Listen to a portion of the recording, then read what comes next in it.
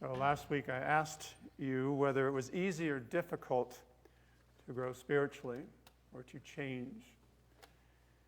And it seemed like consensus was that it is difficult, that people feel challenged by that. Well, we are given different teachings about that. Some of them say it's not so difficult to live the life that leads to heaven as is believed. And some say, well, you need to have a new heart. Take the stone out of your heart, take your stone heart out and give you a heart of flesh. They also say the old self has to die before the new self, the new person can be conceived. And I think the reality that we all experience is that there are ups and downs when it comes to our spiritual life. We have times where we're feeling good about it, feel like we're making progress, and times where we feel very stressed about it, or anxious, or worried, or feel like we're not getting anywhere. So a question I want to think about today is how do we get through the difficult times and come out stronger for it? Because that is the point. That's why the Lord permits us to go through difficult times, is that we may be strengthened and grow spiritually. So we are given the story of the children of Israel in their exodus as a model of what we can come to expect in this life as we try to do our spiritual work. So the good news, flash forward, is that they make it to the promised land. Sorry if that's a spoiler for you, but they make it to the promised land. And they're a completely different people. In fact, anyone who left Egypt who was 20 years old or above died off in the wilderness before they entered into the promised land. Which you may think that that's not a good thing, but what it pictures is that we are completely changed. Those old parts of us die off, and a new person is conceived and born and enters into the land. So that's the good news. The bad news is it takes a long time, and there are some rough things that happen along the way. So prepare yourself for a total makeover. God doesn't give up on us. That's an important point to make. The children of Israel often want to give up. They want to go back to Egypt, say, this is too hard. You should have just killed us in Egypt. Well, there's no doubt that the Lord helps us, and he does amazing things along the way, as these stories indicate. And there's no doubt there are trials and there are temptations and times that are difficult. And as I said, they are the things that actually transform us. If we don't go through them, we aren't changed. So yes, they're hard, but they actually change our character. They build our faith, they build our trust in the Lord. They join together goodness and truth so that they are as a bond there. Another way you could say it is the Lord gives us a new will, a whole new heart for what is right and good, or a conscience for what's good and true. And that pictures the Lord's present dwelling within us. So we've covered some trials so far, some temptations so far. The children of Israel, when they came to the Red Sea, and they had the Red Sea on one side and the Egyptian army on the other, and they cried out to the Lord, and the Lord told them to stand still and see the salvation of Jehovah, and then to go forward. The writings talk about our temptation at that time is to resort solely to prayers, to sort of hang our hands down and say, well, what was me? What should I do? We shouldn't give up on praying, but we should also go forward knowing that the Lord is with us, that the Lord needs us to act. So and when we do that, the sea is opened, and they pass through. And they make it to the other side, and they celebrate, and then they wander in the wilderness for 3 days, and they have no water. And they find water, but the water is too bitter to drink. So they cry out again to the Lord, and the Lord tells Moses to take a tree and throw it into the water, and the water is made sweet, and they're able to drink it. Now, a tree or wood in the Lord's word symbolizes what's good. So if we can focus on the good that truth leads us to, even though it may seem bitter to us, because I don't want to have to do that. I don't want to follow that truth. That's too hard. But if we look to what good it leads to, it becomes sweet, and we can drink it. So after that, we have another temptation, which is we doubt we'll ever feel good. When we give up our old life, we start walking away from the habits that we had before. We're like, when will I ever feel good again? What will replace that in my life? And that's pictured by the children of Israel being hungry in the wilderness. But the Lord provides them with quail in the evening and then manna every day on their journey throughout the wilderness. And they don't know what it is. Like, they look at it and they're like, what is that? And they called it, what is it? Which is the word manna. What is that? Because we don't know what that spiritual good is that the Lord provides us with until we start to live that way. But then the Lord gives it enough We gather it every day. The way I like to think about this story is opening my eyes up each day, being grateful for the things, the blessings that the Lord gives me in my life as a way of nourishing me along my spiritual journey. So each time the Lord provides the children of Israel with a solution. There's a message in that, by the way. There's a message in that. So you might say, am I supposed to believe that the Lord, because the Lord helped them, that he will help me? Yes. That is the point of these stories, to teach us that the Lord helps us through our difficulties. Now, you'll notice that some progress has been made. The children of Israel are not in bondage anymore. They're out of Egypt. They're on their way. They passed through several trials so far. And guess what? There are more trials. There are more difficulties that they face. So we're going to talk about two of those today. We read the stories in reverse today. So the story that Chuck shared is the first story where they were thirsty and they had no water. And then they're attacked by the Amalekites. But the first one where they have no water, and you might be thinking, well, we already covered that. Remember they were thirsty? So why is this happening again? Well, it's a different kind of thirst caused by something different. And it's not that the water is bitter. It's not like the truth is bitter to us in this state. But there is no water at all. There's no water at all, bitter or not. Now, the difference is that we have been given good. The children of Israel have received manna by the Lord. And what he tells us is that when we receive good in our life, we want more truth. It's like we want to know more. And that's a good thing. It sounds like a good problem, right? Like I want to know more. But it's still difficult for us. Here's something that the Heavenly Doctrine says is that they're grumbling, the children of Israel's grumbling in the wilderness because of the lack of water, means temptation arising from a lack of truth. For when we enter temptation because of a lack of truth, we are gripped by an intense desire for it, and at the same time by despair of eternal salvation on account of it. These feelings are responsible for the grief at that time and for the complaining. So have you ever been there where you just don't know what to do? Like I have no idea what's next. I don't know what the right answer is. And so the truth has sort of dried up in our mind. We don't know what the next step is. And it causes us to feel despair. Like, I don't know. This is hopeless.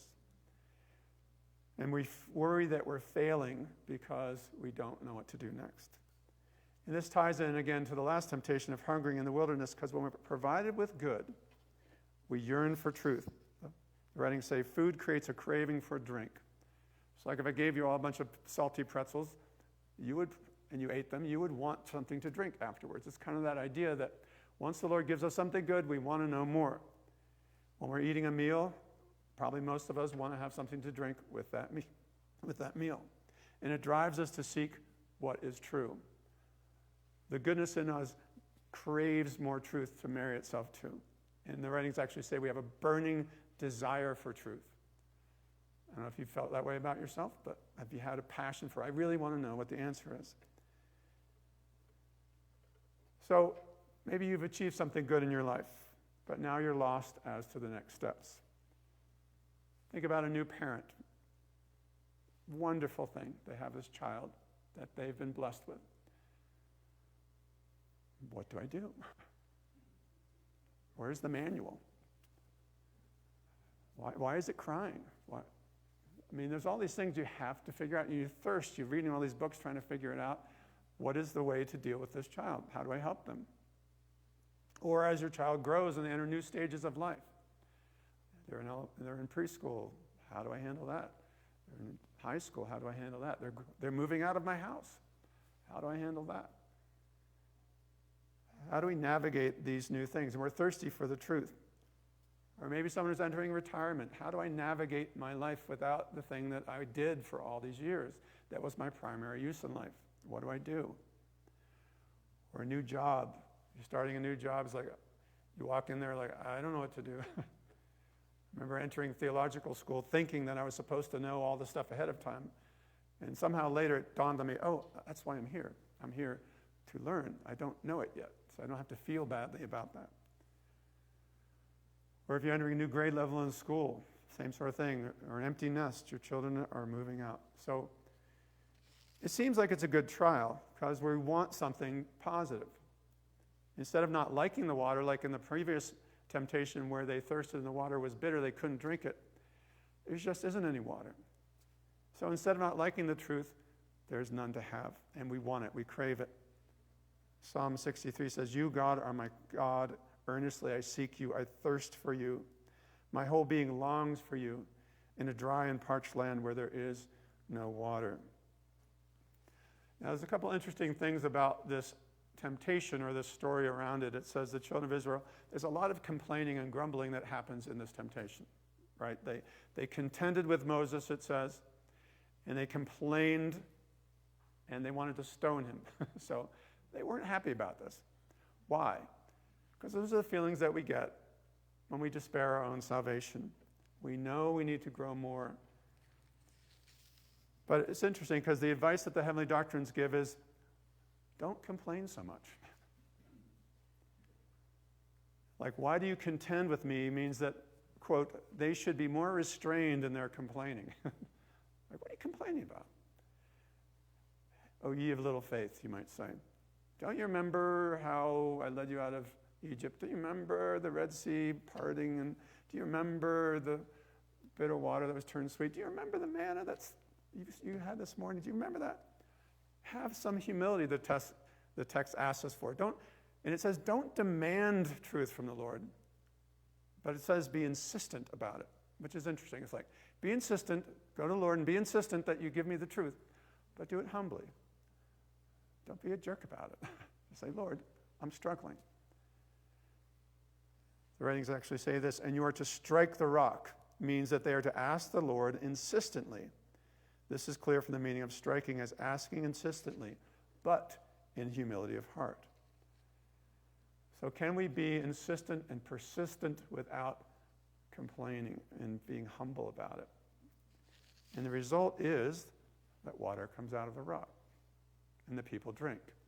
And the writings say that those truths the Lord gives us refresh us and refresh our spiritual life. So remind me a moment, have I ever invited you to or suggested that you read the Word? Remind me if I have. I forget. Have I? I think I have. So I think all these stories are, it's bad for me to get into these stories because they tell me more and more that I need to tell everyone more and more. You got to read the Word. But then you're like, stop telling us that. But we need to grow to the Word. Ask the Lord insistently while reading the Word to show you the truth. And the Lord will give you answers for what you seek in humility of heart. Behold, I will stand before you there on the rock in Horeb, and you shall strike the rock, and water will come out of it, that the people may drink. Be insistent. Be persistent. That rock is faith that comes from the Lord in His Word, but we have to go to it. Okay? So go to the Word. There are answers there. As they say for the X-Files, the truth is out there. So go find it. Seek it out. So that's that temptation. The next temptation, the children of Israel are attacked by Amalek. Now it's interesting, the heavenly doctrine talks about the Amalekites being correspond to, or they symbolize a particular type of evil spirit that attacks us in a certain way. And the tactic that they use is they attack from behind, so to speak, sort of the stragglers, the weak part of ourselves when we're feeling low. They attack us when we're weary, when we're not aware, when we're overwhelmed perhaps. And they attack by means of falsities. They tell us lies and they deceive us, and they try to slip us up. Here's what it says. Those hellish spirits never attack you openly or when you can offer strong resistance. But when it is seen that you are slipping and may therefore give in, at this point they are suddenly at hand and give you a shove so that you fall completely. Not nice. So, beware when you are feeling in a weakened spiritual state that the Amalekites might be nearby. They're going to wait and just sort of shove you over the edge. So what does that look like? So maybe they cause us to doubt or find fault with our genuine efforts to do what's good, especially after we just felt inspired. One of the things that I warn people, like when they get baptized or something positive in their life, it's like, guess what? This is a great thing that you did, and you're going to be tempted now. Just like Jesus went into the wilderness and was tempted by the devil after he was baptized, when you try to do something good, hell is going to be close behind trying to pull you back where you were. Another idea is that we're feeling spiritually tired and weary, and they tempt us to indulge in harmful habits or attitudes, justifying them to ourselves in subtle ways. So yeah, it's okay. The Lord gets it, they might say. We're getting discouraged or cynical during difficult times and sow seeds of doubt that the Lord's even present, that the Lord even cares. Where they attack our beliefs, they don't really work, those beliefs aren't true. Why are you bothering? Look what everyone else is doing. Why are you so worried about your spiritual life? So if you're working too hard, you're tired or stressed out, they can cause you to lose patience in our resolve and our strength to resist. I think of a parent who's got small children and they're just tired, right? It's a hard time. And your hands are full with the responsibility of that. And because you're impatient, you're underslept and so forth, you may lose your patience. You might get angry with your children, that kind of thing. That's the Amalekites inspiring us. We're frustrated with our work. We can't leave our work at work, and we're just annoyed by that. So I can just numb myself out in some way, right? That's okay. Just this once. It's okay. And they make us feel like we have to fight alone. So how do we fight against that? Well, Moses sends Joshua out to fight the battle. Why is that significant? Well, Joshua pictures truth that engages in conflict. It's a kind of truth that we have that fights for us. And a little interesting fact is that Joshua and Jesus are the same name. Joshua is Jesus' name in Hebrew, and the Lord fights for us as well, so there's a connection there.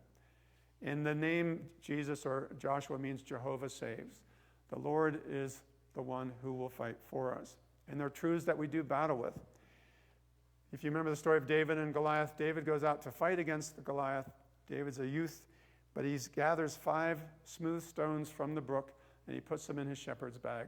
And those smooth stones are those kinds of truths that we can fight with, truths that we have thought about, that we've meditated on, that we can pull out of our pouch, so to speak, out of our mind, out of our memory, and just use them. I encourage you to memorize some simple truths. Next week we talk about the 10 Commandments, because the Lord's going to give them to them on Mount Sinai. Those are good, simple truths to pull out. You shall have no other gods before my face, when we're tempted to make something else more important. You shall not murder, you shall not kill. We're tempted to be critical or angry at somebody else. You shall not commit adultery. We're tempted to lust after someone else or act in a way we know we shouldn't. We shall not bear false witness. When we're tempted to tell a lie or cover something up. These are not long truths. You shall not steal. You shall not covet. Simple truths we can have in our pouch. Do unto others as you would have them do unto you. So those are the kind of truths that can fight for us. And then Moses goes up on the hill to overlook the battle while Joshua's in fighting. So Moses holds up his hands, and as long as he's able to do that, the children of Israel prevail. And what that pictures is the difference between trusting in the Lord and trusting in ourselves. If we focus on the Lord and say, Lord, I know that you're here. You've told me in your word. I believe in you. You will fight this battle for me. And I need to engage in the battle. And I can't do it of my own strength. The Heavenly Doctrines say the reason why the faith that looks to the Lord conquers is that in this case the Lord fights. For the Lord is the faith, because the faith is from the Lord. But the faith which looks away from the Lord to self and the world yields, because the person then fights from themselves and not from the Lord. Do we trust in ourselves? Or do we trust in the Lord? That's the question. Are we inviting the Lord in to fight, or are we going to do it all on our own? I love the story of David and Goliath. I bring it up a lot because it's a great example. But David is willing to fight against this giant because he thinks he has great strength? No. He says, the battle is the Lord's, and the Lord will fight for me. That is what we're talking about. is this battle is the Lord's. The Lord is with me. I can't do it by myself. And here's a wonderful passage that gives us an idea of what we're up against if we try to fight on our own. True Christianity 68. In the sight of God, the whole of heaven is like one person. And in the opposite case, hell is like one monstrous giant. Thus, acting against one evil in its falsity is like taking on that monstrous giant or all of hell. No one can do this except God, because God is omnipotent. It's no mistake that in the story of David and Goliath, David is a youth, a shepherd boy, and Goliath is a 9-foot-plus giant. I think it's kind of symbolizing what we're talking about here. And we're powerless without the Lord. The Lord says, without me, you can do nothing, but with God, all things are possible. And you say, okay, but my hands are getting heavy. Yes, it's hard to do that. So the Lord is telling us it's hard to continue to focus that way all the time. And the writings actually say that. You can't do it. They're saying you can't focus on the Lord all the time. So the Lord understands that. He says, by Israel now conquering and now Amalek was represented that they who are of the spiritual church cannot be in a faith that is continually looking to the Lord, but that they are by turns in a faith which looks to themselves and to the world. And then explaining the phrase, and Moses' hands were heavy, that this signifies that the power of looking upward to the Lord failed. So do you ever find that you forget or that it's too hard, you're distracted? You probably say, yes, I do. Well, the Lord is saying, yeah, that's true. That's what happens. It's hard to keep focused on the Lord and do the right thing. We can't be in it continually, and the truth tells us that. So I tell you that to say don't beat yourself up, because the Lord is saying that's the way it is. You're not going to be able to do it continuously, but you can do it more than maybe you do naturally. And we can't do it by ourselves. That's what this story beautifully pictures, is that Moses' arms get tired. We get tired we can't do it. So they set him on a rock. We have a beautiful rock here as a symbol of the power of the Lord's truth, the unchanging nature of it, the strength of it. So are we founded on the Lord's word? And do we have the support of Aaron, which represents doctrinal understanding? Do we know what these teachings tell us to do? Like doctrine, here's my best definition of doctrine that the writings give us, is doctrine is what teaches you how to live. Simple definition. So what are the things that help me to know how to live? Do I know them? Do I study them? And then do we have the support of her? Are we part of a community? Do we have people in our life that we can turn to? Are you part of a small group, for example? Do you have people you can call on? Do you have a partner that can support you? Family, whatever it is, do we have that? That's what we need in our life. So what helps us to overcome the battles in our life? Focusing on the Lord, lifting our eyes to the Lord, and recognizing that we can't do it consistently, so we need support in that. Can we do more about it? Well, at the end of this story, they set up an altar to the Lord, and they called it Jehovah Nissi, which means the Lord is my banner. Now, you could literally get a banner and stick it in your house that says, the Lord is my banner. The children of Israel used to put little bits of scripture by the doorposts of their house. They'd have things frontlets on their forehead, on their hands, as ways to remind them. So we can do things.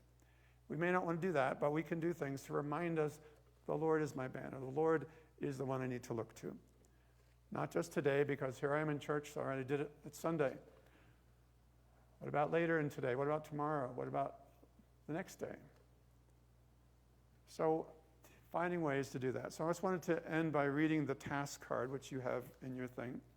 These are some suggestions. So the task is, first thing is strike the rock.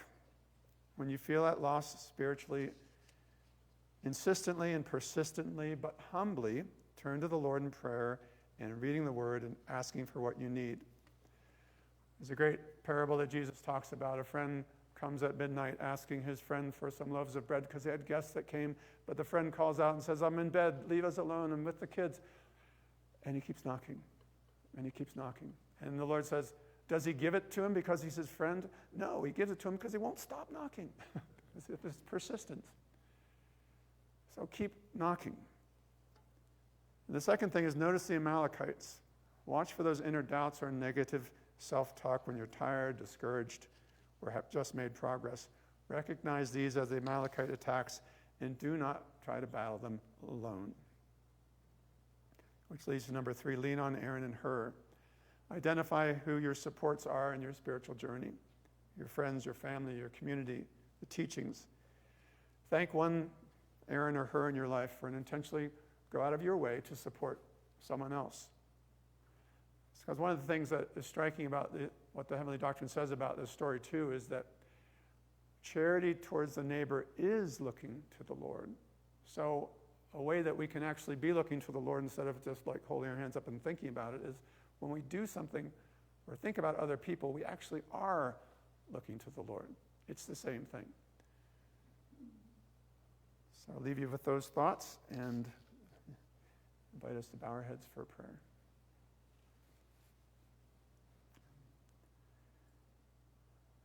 Lord, we thank you for these beautiful teachings of your word. Thank you for opening them up to us and sharing their meaning for our life.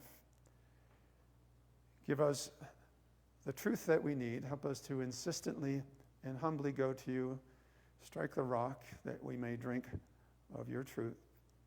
And help us to keep our attention on you, Lord, in all the things that we do, knowing that it's hard, but with your help and with the help of others, we can do it.